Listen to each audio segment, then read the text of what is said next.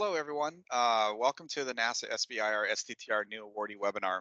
My name is Scott Dockham, and I work with the NASA SBIR and STTR program office.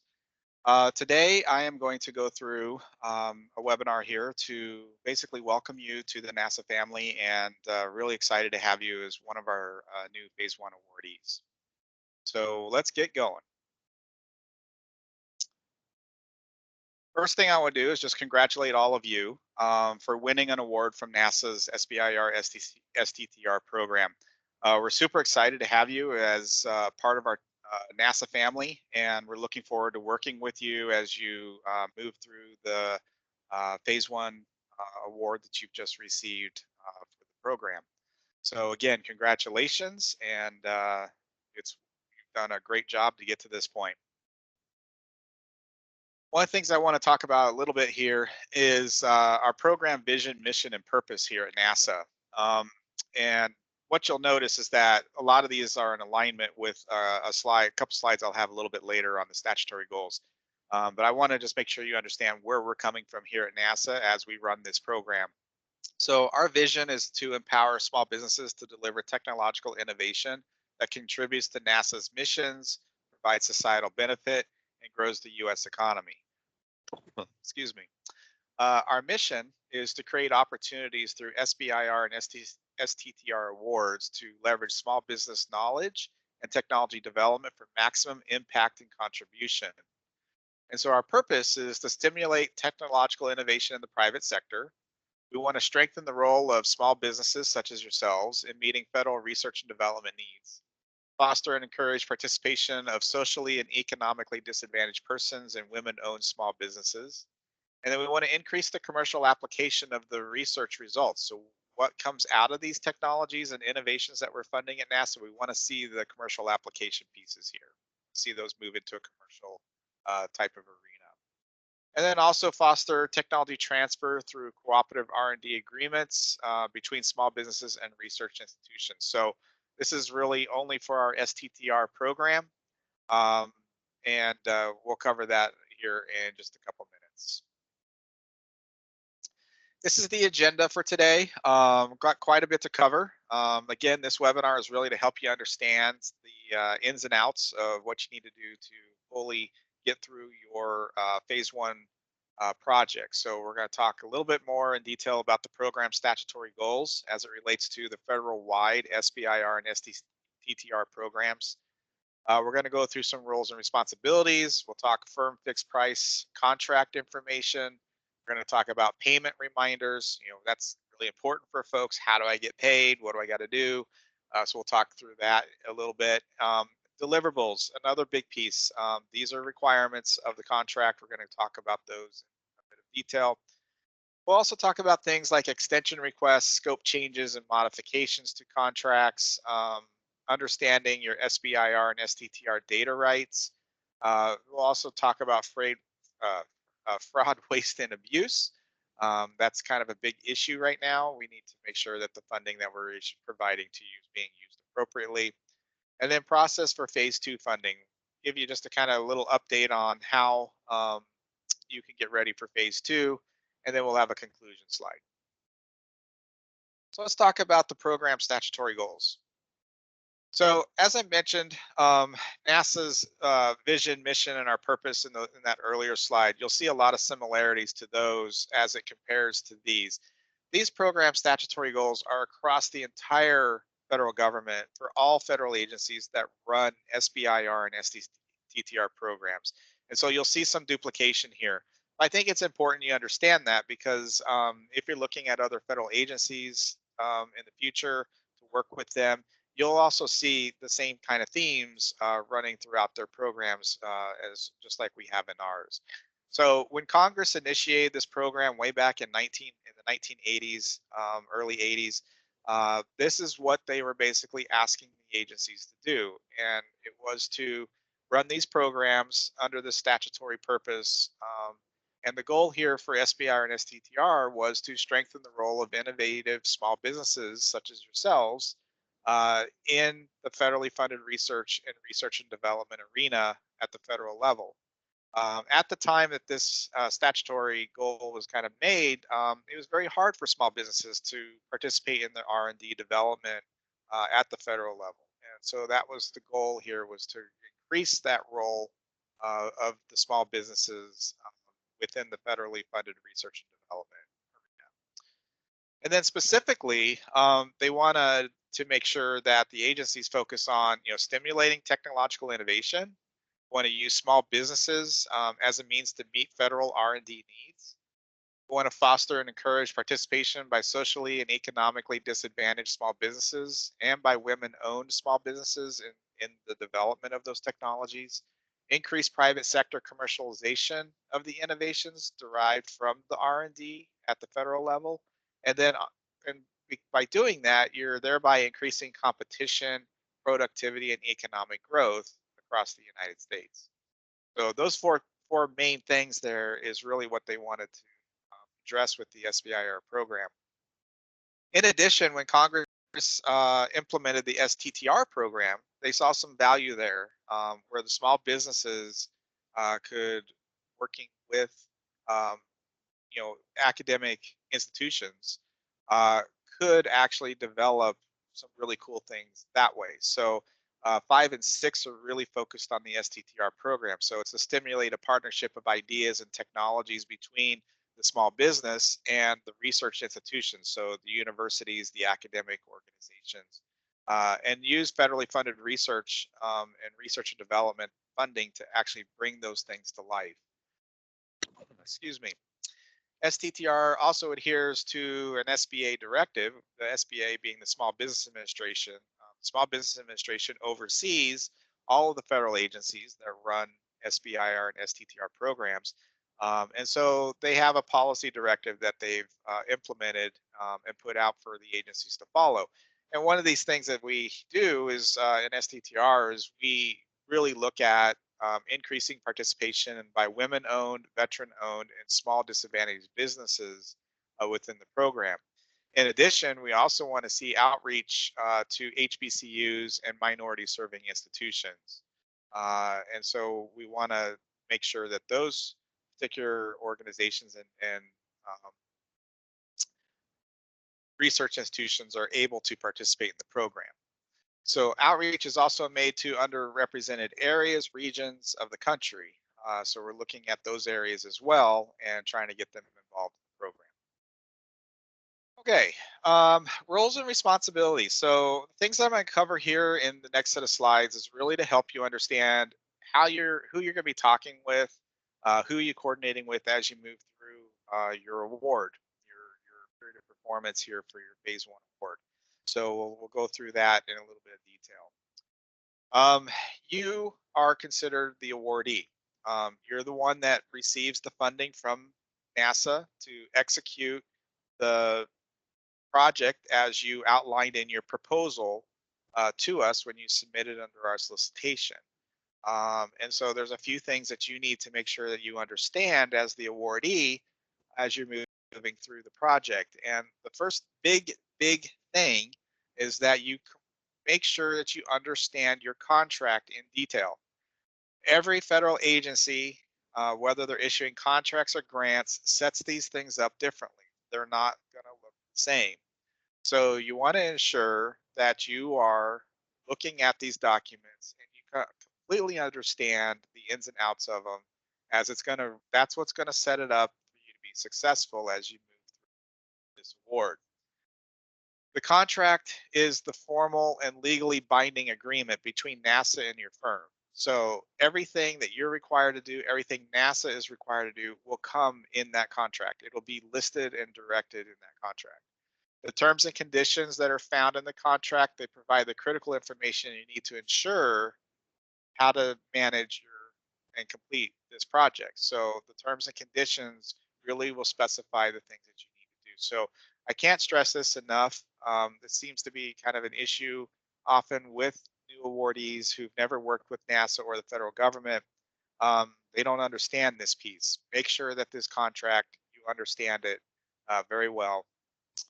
The second role that we have here is what we call the contracting officer. So this is the person on NASA's side who's going to be overseeing your contract. Now, there's two types of contracting officers that we have at NASA. We have what's called an administrative contract officer, or an ACO. And then we also have a procuring contracting officer, which is called a PCO. Most likely, as you move through your award, you're going to be working with the ACO, the Administrative Contracting Officer. And that is because they are responsible for all the activities that occur on the contract from award through closeout. So, as it states here on the slide, in most cases, this is who you'll work with on this award. The Procuring Contracting Officer, or the PCO, you may have had some contact with them early on during the negotiation stage when we were initiating the contract. And that's because that's their job, is for setting procurements in place, putting them in place for NASA. So they're responsible for activity procurement from proposal submission through contract award. And if you worked with them at the beginning, realize that you probably won't be working with them after the award is completed. It's the ACO, or the Administrative Contracting Officer, that will most likely be taking over. The only way you might still work with the Procuring Contracting Officer even after an award is if you were providing some kind of a product or a service to NASA where NASA's the buyer. So you would work with the Procuring Contracting Officer to get NASA to buy that innovation, that service, or that product, whatever it is. However, in most cases, because phase one awardees, the project that you're working on is really focused around a feasibility study, developing a proof of concept, you're not at that stage where you're actually selling NASA anything at a phase one. So in most cases, that's the reason why we say you will not be working most likely with the PCO. But it could happen. But just keep that in mind. Most of the time, most of your interactions will be with the ACO as you move forward. You're also going to find that throughout this presentation, we're going to provide you with information on the federal acquisition regulations. And this is where you can actually dig a little deeper to understand what these different FAR sections mean, and how you can get a little bit more savvy on how federal contracting works.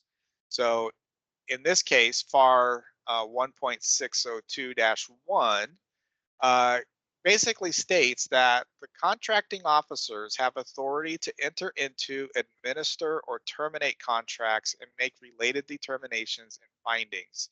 And this is as it relates to the contracts specifically. So, in what that basically tells me when I read it, and others, is that they're the authority on the contract. They have authority to do all of these things, and the reason why we tell you that is because in the next slide, I think you'll understand this. We do recommend that you do go and check out the FAR section, and read up a little bit more. Okay, you'll also notice that as part of your contract, not only do you have a contracting officer assigned, but you also have a technical monitor, a TM. And all phase one awards are assigned a technical monitor. This is a requirement. We do this for every one of them.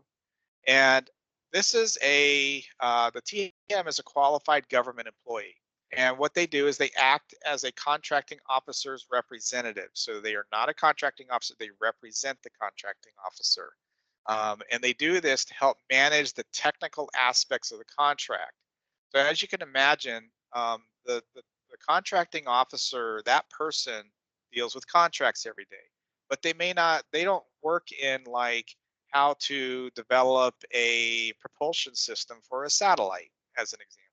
They don't deal with aircraft parts, the technical aspects. They don't understand that. They understand contracting and the administration of contracts and how to deal with them, but the technical aspects of your project, they won't know how to deal with. So we assign a TM. This is somebody who is probably a subject matter expert in the area of your proposal, and they're going to be the ones that are going to be working with you pretty much as you move through the project on all the technical aspects of your.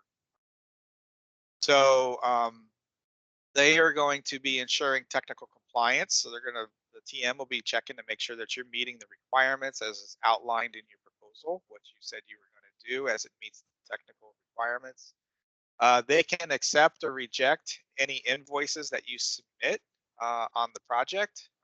They're going to be reviewing those and they'll determine whether and not those things should be paid forward.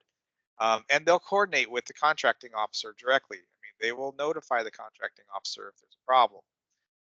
They can accept, reject all deliverables as well from you. So they're going to be reviewing your interim technical reports, your final reports, any deliverables that come in that are specified in the contract. They review them and they provide a recommendation to the contracting officer whether to approve or not approve. And then they can provide technical direction within the existing scope of the contract.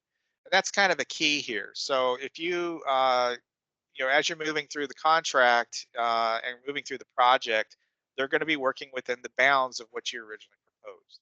If you need to change anything or need to do anything different, then that's where the contracting officer gets involved, and the TM and the contracting officer and you as the awardee will start to talk about how you might make a modification to move in a different direction because that's not currently outlined in the contract.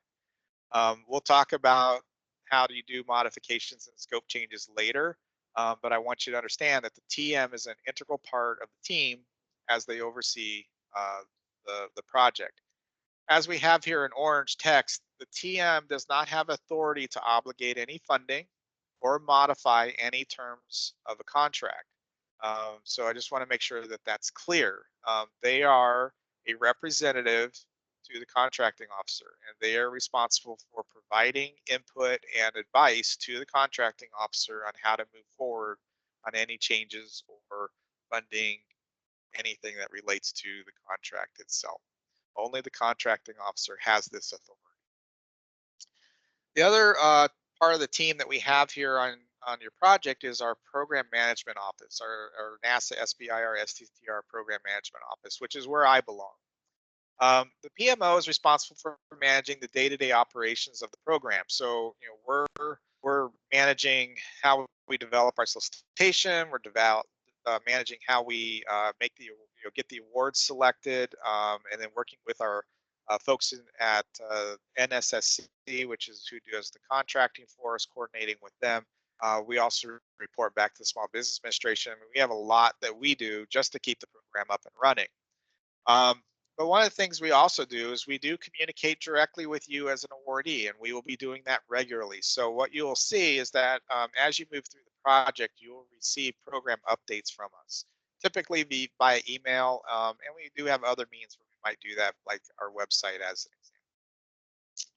So as you move through the project, ensure that you're seeing that and that you're reading our emails because it will keep you up to date on any changes or anything that's coming down the road. And then the other thing we also have is we have a NASA SBIR STTR help desk. And this is where you need to go if you need help with anything related to the program management office operations. And what I mean by that is you've already probably understand that we have what's called the EHB, the Electronic Handbook.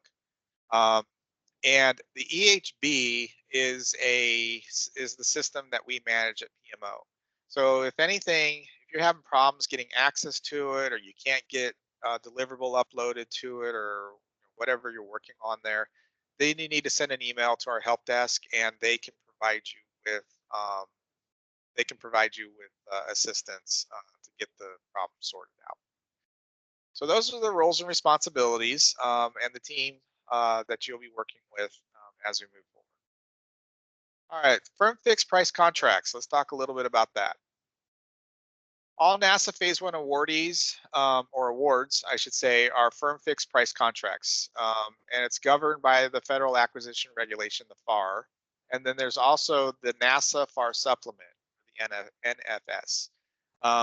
Both of these particular things is what governs all contracts that we issue under SBIR and STTR. So if you get time, you'll see down below there, we can provide you links. You can go and look at those particular regulations and get a little bit more familiar with how contracting works with NASA. As the contractor for the award, which is you, the firm, you assume full responsibility for all costs and resulting profit or loss under the contract. We, NASA, are not responsible for any of that. Controls the contract also controls how to best utilize the contract award value to ensure completion of the contracted work. So you requested a certain dollar value to ensure that you can make sure that you completed the work as required and as you stipulated in the proposal. That's what the contract is based on. So that basically means that we will not provide any additional money on this contract if you encounter overruns or any other issues as it relates to the work that you're conducting. Those are your responsibility. So we ask you to carefully read through all the terms and conditions of the contract. This is your responsibility, and we have seen issues where firms did not do that. They did not understand those terms and conditions, and it got them into a bit of a bind because they didn't understand what they were supposed to do. So we're really asking you to make sure that you understand that. As I mentioned, I think it would be good if it's first time working with federal government, or you're still fairly new with working with NASA or even other agencies. You should go look at the FAR. And FAR Part 16 talks a lot about the different types of contracts that the federal government can issue, including firm fixed price contracts. So you'd want to take a look at that. And then the other part too is that you'll see Part 52. There's a bunch of FAR clauses that are going to be in your contract. These are requirements. These are things that you're going to have to abide by as you move through the project. And it would be good to make sure you read what clauses we're asking you to abide by, and then you can go to Part 52 within the FAR and you can actually review those. The NASA FAR supplement, again, is also here, and Part 1852 has some specific clauses that relate to NASA only. So these are not federal wide clauses. These are NASA specific clauses that you would have to adhere to in your contract. You'll see them referenced in the contract, and if you go to the NFS, you can actually read more in detail on what exactly we're asking you to adhere to that clause. So again, very important stuff. And just kind of give you an example. One of the clauses that you'll see is that it's Buy America clause. And basically what that means is if you're buying any type of supplies or purchasing equipment or something like that, you should always try to make sure they're American made type of equipment. If you're buying anything from outside of the United States, then you may need to request permission from the contracting officer through the TM, through your technical monitor, um, to get permission to buy something from overseas. And this is an issue that can cause a lot of problems for folks. So again, you've got to make sure you understand these FAR clauses and the NFS clauses that are in the contract. All right, payment reminders. Payment reminders. So all NASA Phase 1 awardees are required to request payment for work conducted on the contract. We don't just automatically send you money. You have to request it. So you want to make sure you understand how to make that request when the time comes for you to be able to receive those funds. The contract should have a payment schedule that you can follow. Typically, it's going to be a table. In the contracts that I've seen, it's a table, and it says this is when you can make a request for funding. In order to ensure that you are paid in a timely fashion, you want to make sure that you carefully review the following in your contract in your entirety. So number one is that payment delivery schedule. So find that information. Like I said, it's usually a table that I've seen, but it could be written up differently. Um, and then also part 2 of the contract will talk about invoices and certifications. So this is the information you're going to need to provide to us in order to ensure that you can get the payment. And then additionally, the NASA FAR supplement 1852, that section, there's 2 things there. There's submission of vouchers and invoices for payment, and then there's another one for conditions for final payment for SBR and STTR contracts. So you want to make sure you go to the supplement and find that information and make sure you understand it. We've given you the link down below. So that way you'll clearly understand that process and what it requires to get payment, because we do want to make sure that you get paid for the work that you're doing. Couple of other things to note. If you opted in to receive your initial and interim payments via a government purchase card, um, we'll, we'll there's some processes that are a little bit different for those.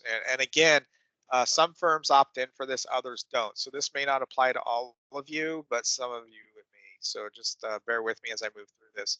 For those that opted in for the P card, um, payment will be made within 48 to 72 hours of receipt of a proper invoice and certification. Invoices are emailed to our NSSC folks. They're the folks to conduct all the contracting for us, and there's the email address. And it'll go to your administrative contracting officer. You'll need to make sure that email is sent to them. So you're sending it to two places. The invoice certification is submitted through the EHB and will trigger the ACO to contact you via telephone within 3 business days to provide the P card number for payment. That'll all be explained to you in that discussion. So don't worry too much about what that means right now. You'll just know that you'll have to provide some information. Usually it's banking information, so we know how to transfer the funds over to you.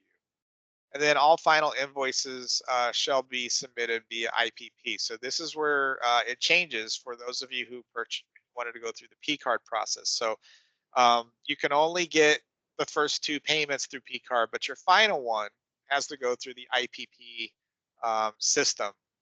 And that's what this next bullet is about. So for invoices that are submitted to the IPP, the payments will be made in accordance to the national NASAFAR supplement, submission of voucher invoices for payments, which was dated April 2018, in accordance with the contract payment schedule that you'll find in Section B. So that provides good information right there on understanding the process.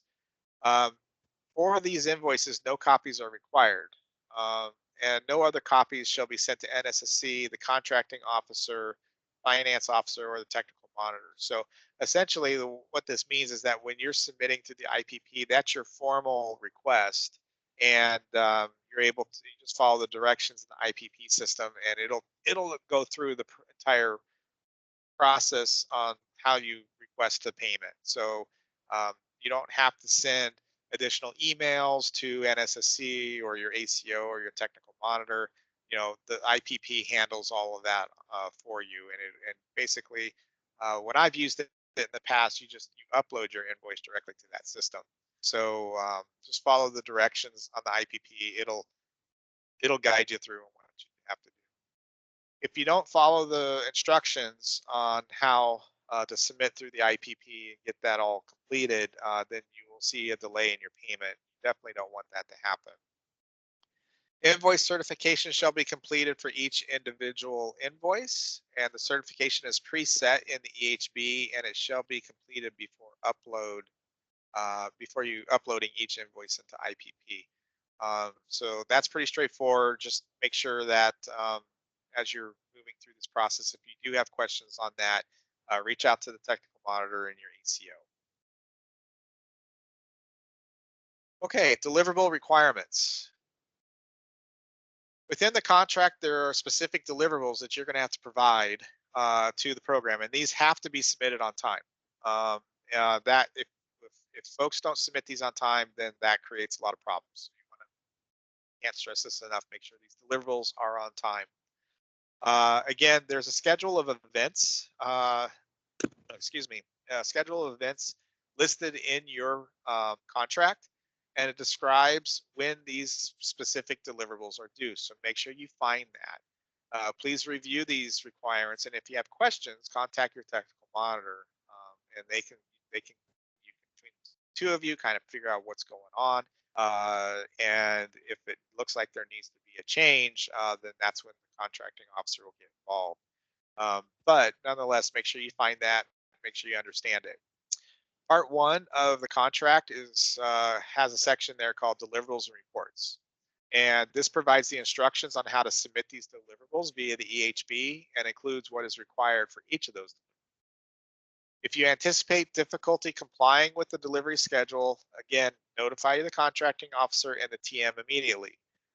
Don't don't waste time on that. And it's probably best if you do it before the deadline is upon you for that deliverable. So you want to kind of plan ahead. If it looks like you're going to blow past the timeline or a deadline, make sure you do some be proactive and contact the TM and CO ahead of time before it's actually due. Timeliness is part of your past performance evaluation. So because you now have a federal contract with a federal agency like NASA, oh, excuse me, got a little bit of an allergy thing going here. Anyway, what will happen is that we will evaluate your performance on this contract at the end of the contract. And when that happens, that information is available to others. So if another agency asks us how, wants to see how well you performed on this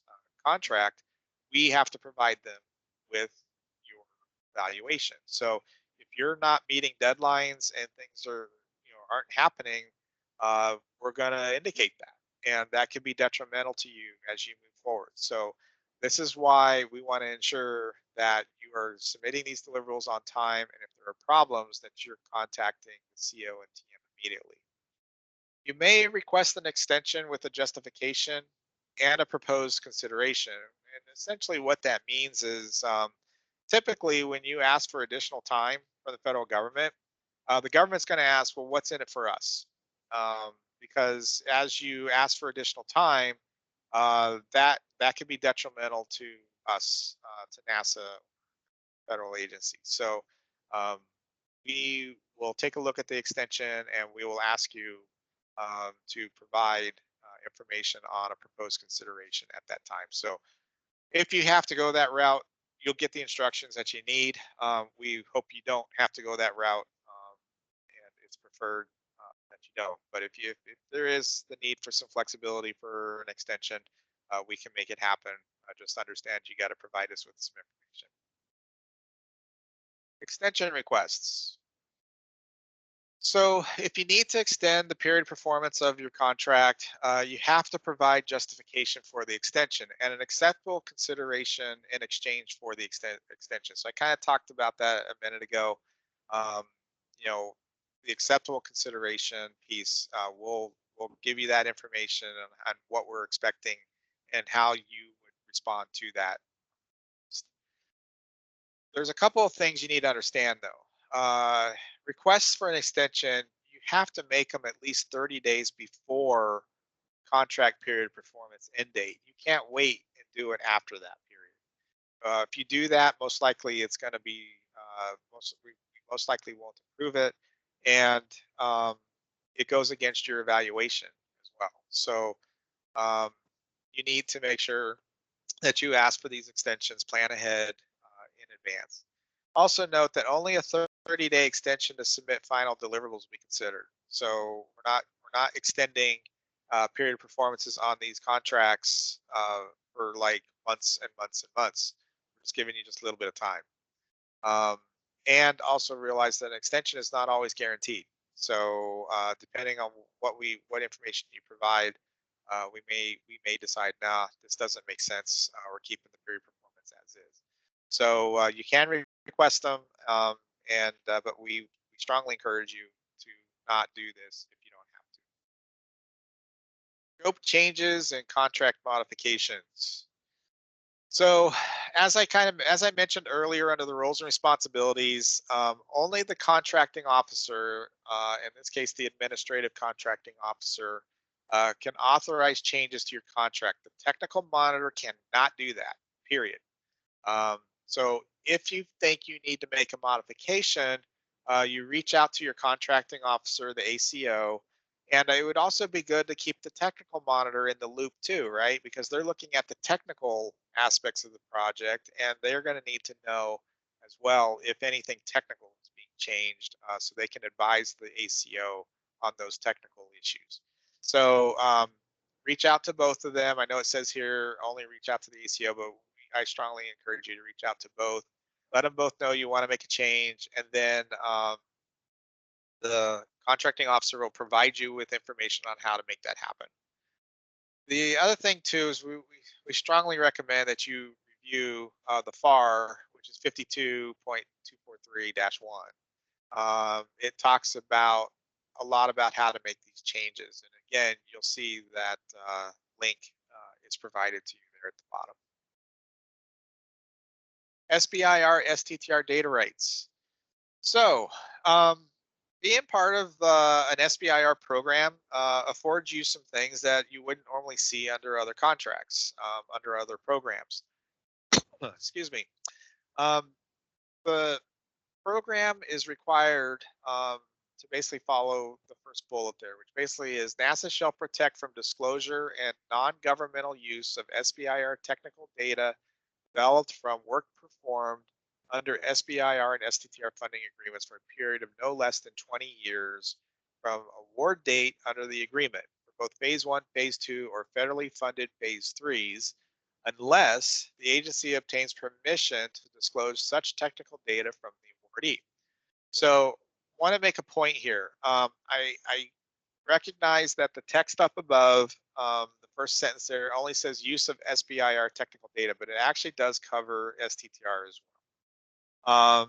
And the language here is basically saying that the federal government, us NASA, we're going to be protecting your intellectual property on your data rights on this project for 20 years, and we will not disclose it outside of the federal government. So that is what this is saying. Now, a lot of people get confused by that. They're like, oh, great, we're completely protected. Well, there's a couple of other things you need to understand. The government retains a royalty-free license for government use of any technical data delivered under an SBIR or STTR funding agreement, whether patented or not. So royalty-free means government does not pay additional royalties. We've already made an investment in this technology, and we get to potentially use royalty-free license of the technology if we need to. Now, this happens occasionally. I don't see it happening a lot, but it does happen. And but it can be a good thing for you because you want to see that technology grow and hopefully be used within the NASA arena. So this can actually work out in your favor. But nonetheless, just make sure you understand the rights on these. These particular items are also located in the contract, and you want to make sure that you review. All right, fraud, waste, and abuse. So over the years, we've had issues with companies not using the funding as it should, and they've gotten into a lot of trouble. You can actually go onto SBA's website, sbir.gov, and they have links to cases where we've seen companies, they claim to be companies, they may have been companies, received SBIR funding, but used them to do things that they shouldn't do, like buy houses, buy cars, buy clothing, take the money and use it for trips, that they shouldn't be using for vacations, things like that. Those are all no-nos. And there's a longer list of things you can't do with funding from the federal government. But the reason why we bring this up is it's important to understand that you're being watched as you work through this project, and we want to ensure that there is no waste, fraud, and abuse. So basically, what is fraud? Fraud is described as any false representation about a material fact or any intentional deception designed to deprive the United States unlawfully of something of value or to secure from the United States a benefit, privilege, allowance, or consideration to which an individual or business is not entitled. Those businesses who took money from the SBIR program and bought houses basically said in their proposals to the federal government, we're going to be building some kind of a special innovation. Nothing was in there about buying a house or taking a vacation. And that's where it got them into trouble, because that's not what they misrepresented how they were using the funding to the federal government. Indicators of fraud in the SBIR and STTR program include whether the small business meets the SBIR and STTR eligibility requirements, is there substandard performance, mischarging, and defective pricing. So we've also seen some of that occur as well. So we're keeping an eye out on that. Essentially, the way this works is the NASA Office of Inspector General supports the integrity of of our program, the SBIR and STTR program, and the efforts that we do underneath this. So, anytime we see program office staff, the technical monitor, contracting officer, and even the OIG themselves sees anything that raises a red flag, you're not doing what you said you were going to do under the contract.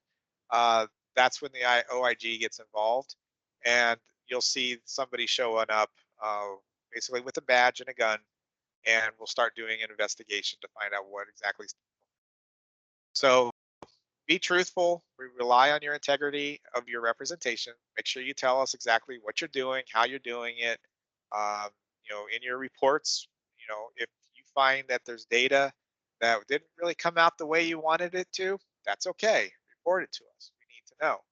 Um, don't sugarcoat everything just because you're trying to sell something to us. That's a misrepresentation. We often do have technologies that come through the program that do not succeed, and that's okay. um, we're comfortable with that because SBIR and STTR is a high risk program. We're funding high risk innovation, and we know there's going to be failures. So if there is one, that's better than sugarcoating it and trying to make it sound like it was a complete success when in fact it was. You're the first line of defense in protecting our nation's newest and most innovative technologies. So, again, you're the ones that know exactly what's going on with these things, and we want to make sure that you're telling us and being truthful about it. Also, this is your prized work. Let's keep it that way. We don't want to see any false representations mess that up for you. So keep that in mind as you move through. It's pretty important. And then the other thing we also want to ask you to do is, as an awardee, you should review the following resources to understand the fraud, waste, and abuse as soon as possible. So these are some things that you can do. So if you want to learn more about how to spot and avoid fraud, waste, and abuse as a recipient, you can go to this website, which is on sbir.gov. That's a great website. SBA manages it. There's all kinds of training and resources there that relates to the entire federal-wide SBIR program. And they've got one there specifically. It's a tutorial on fraud, waste, and abuse. So I'd ask you to take a look at that. And then also, you can learn more about how NASA's Office of Inspector General works to prevent fraud, waste, and abuse. If you click that first link, that's a link there, that blue text, you can click it. That'll take you to their website, and you can actually see what they do. And there's some really good slides there, like slide 2 through 5.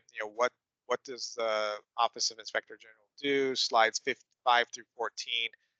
They really give you a good information about the most common fraud indicators. Some of the examples I've just briefly talked about are in there, but there's other ones that are clearly there, which I think would be really cool to check out. And then what are the consequences? So they go through in detail on slides 15 and 16. This is what happens.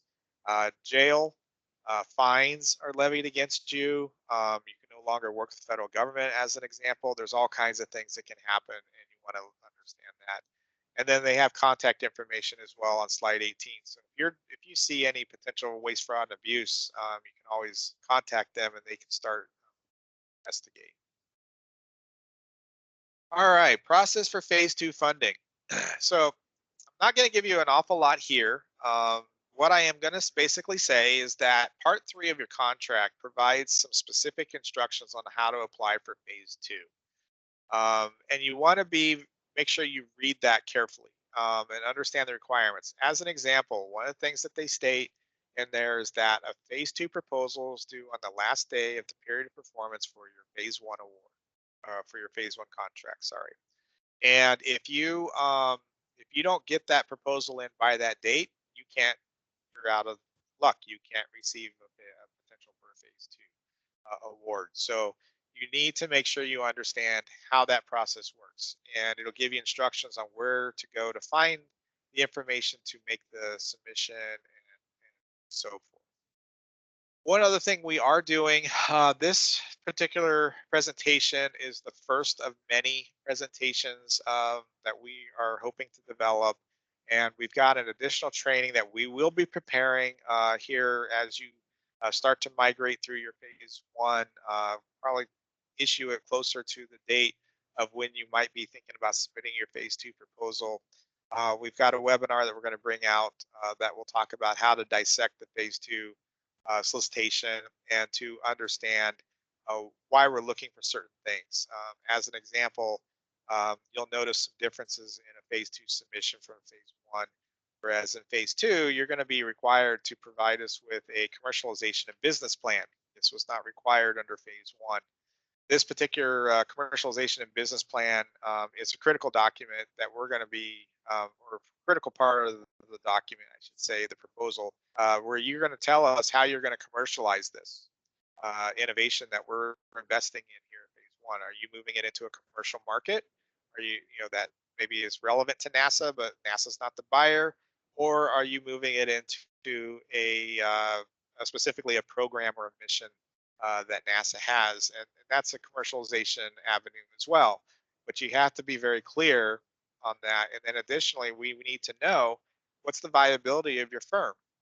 Are you going to be able to actually conduct the work as a supplier to NASA if you're infusing that technology?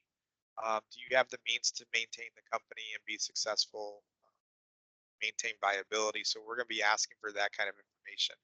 And in addition, if you request TABA, technical and business assistance, there's some requirements, specific requirements there as well. So you would need to provide a TABA needs assessment. And if any TABA vendors that you plan to hire to complete your TABA needs assessment, you have to provide um, a letter from the vendor themselves that describes how they're going to provide the services to you, TABA, and how do they define the metrics for success for that.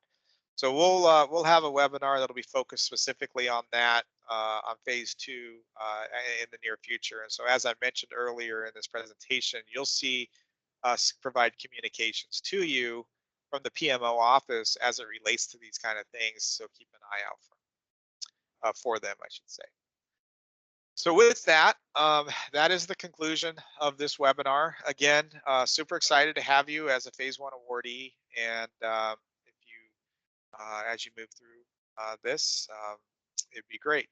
If you do have questions, again, your first line of contact is your technical monitor and your contracting officer.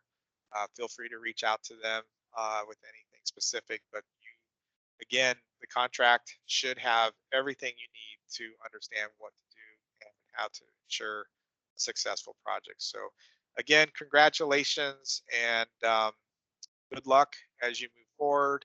We want to make sure that you're successful. And as I said, please keep an eye out for live Q&A sessions, upcoming webinars, and we're also planning some network opportunities for you.